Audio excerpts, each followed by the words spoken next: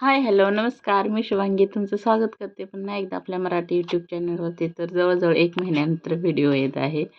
कारण 1 महिन्यात म्हणजे मागच्या नोव्हेंबरमध्ये लग्न होतं नणंदबाईंचं.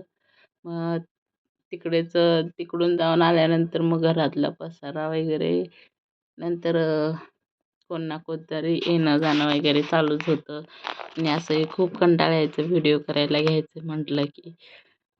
तर फायनली ह्याच्या आधी पण एक व्हिडिओ केलेला आहे, पण तुम्ही पोस्ट केलेलाच नाही. त्याला व्हॉईस ओव्हर द्यायचा आहे. तर हा आहे कालचा म्हणजे रविवारचा व्हिडिओ आहे. तर रविवारी स्पेशल इडली सांबार चटणीचा बेत होता. तर तेच मी थोडं तुमच्याशी शेअर केलेलं आहे. तर इकडे बघू शकता तुम्ही इडलीचं पीठ आहे ते खूप छान छान आणि खूप मस्त असं फुगलेलं आहे. तर इकडे इडलीचं पीठ जेवढं मला लागणार आहे तेवढं मी घेतलेलं आहे. बाकीचं काढून फ्रीजमध्ये ठेवणार आहे. आणि सकाळचंच आज कसं सगळ्यांना सुट्टी पण होती. म्हटलं मग सगळ्यांच्यासाठी इडलीचा नाश्ताच करावा आणि मिस्टरांना पण रविवारची सुट्टी होती. कधी असते, कधी नसते. मग ह्या रविवारी सुट्टी होती.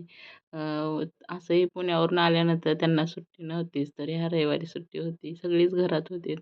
मग इडलीचा करायचं असं म्हणजे ठरवलं सगळ्यांनी, इडलीच नाश्त्याला हवी म्हणून. तर इकडे बघू शकता तोपर्यंत गॅसच माझा संपला. तर मग व्हिडिओ परत बंद केला आणि गॅस वगैरे सगळं व्यवस्थित जॉईंट करून घेतलं आणि नंतर जेव्हा आपण असं काही करायचं होतं तेव्हा काही ना काहीतरी असं होतच असतं. तर गॅससुद्धा संपला. मग परत तो सगळा पसारा बाहेर काढा. मग तो सिलेंडर जॉईंट करा. खूप तकलीफ असते. जवळ-जवळ 10-15 मिनिटं तर त्याच्यातच निघून जातात.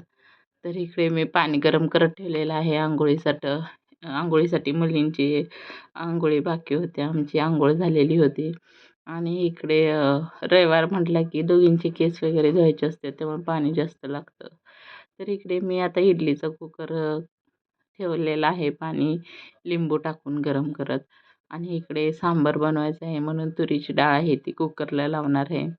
अ, तर इकडं मी घेतलेली आहे 1-1.5 वाटी तुरीची डाळ आहे ती आणि मस्त असं सांबार बनवणार आहे. सगळंच मी आहे ते त्याच्यात टाकत नाही, फक्त डाळ शिजवून घेते.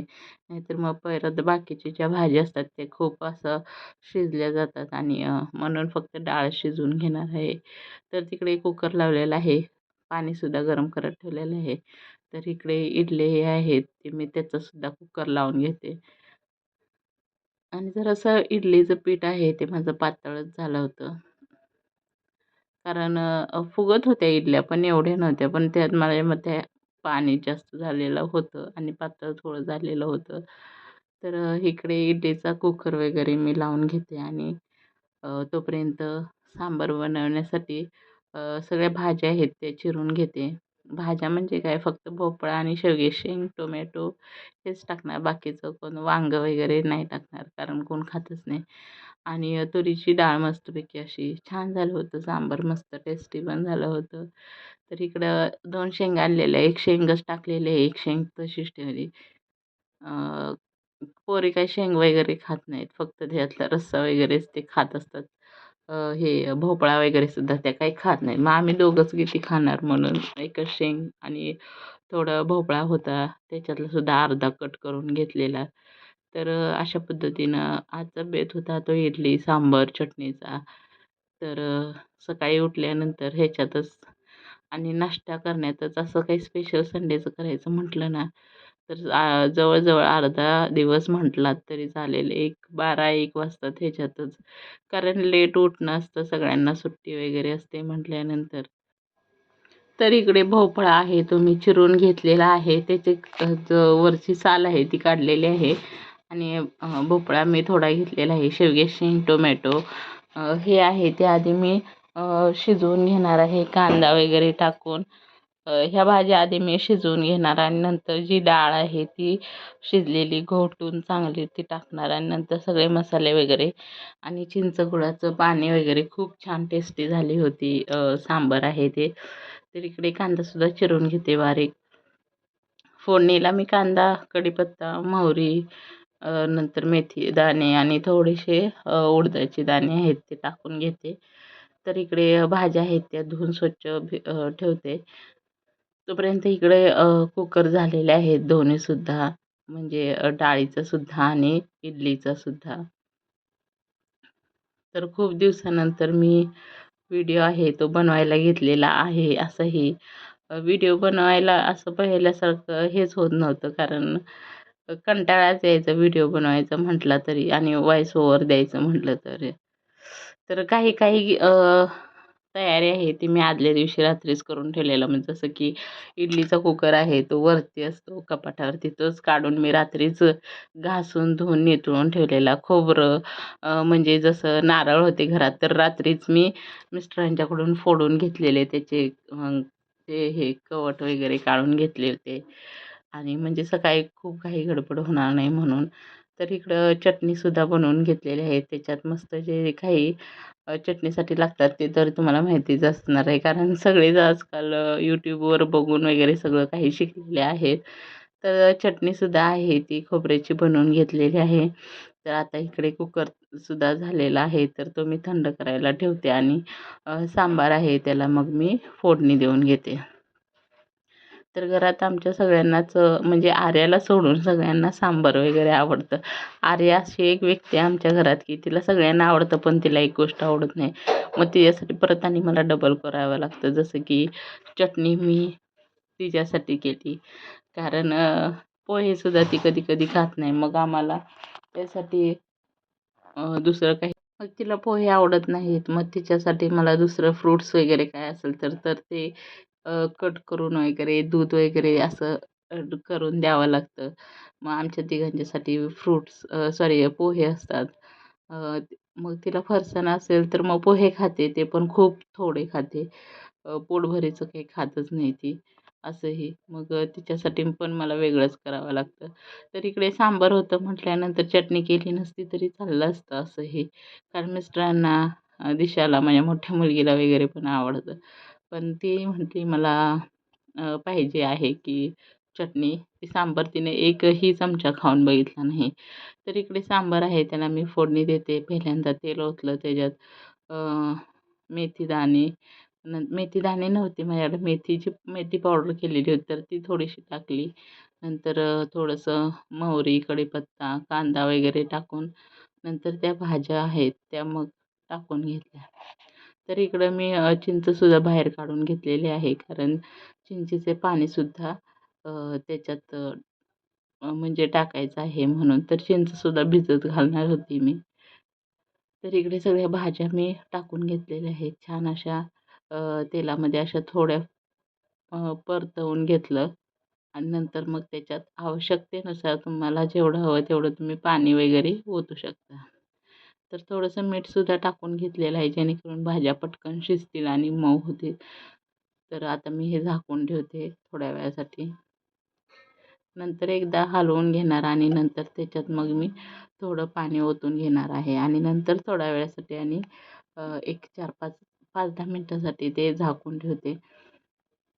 मग नंतर सगळ्या भाज्या आहेत त्या व्यवस्थित अशा शिजतील.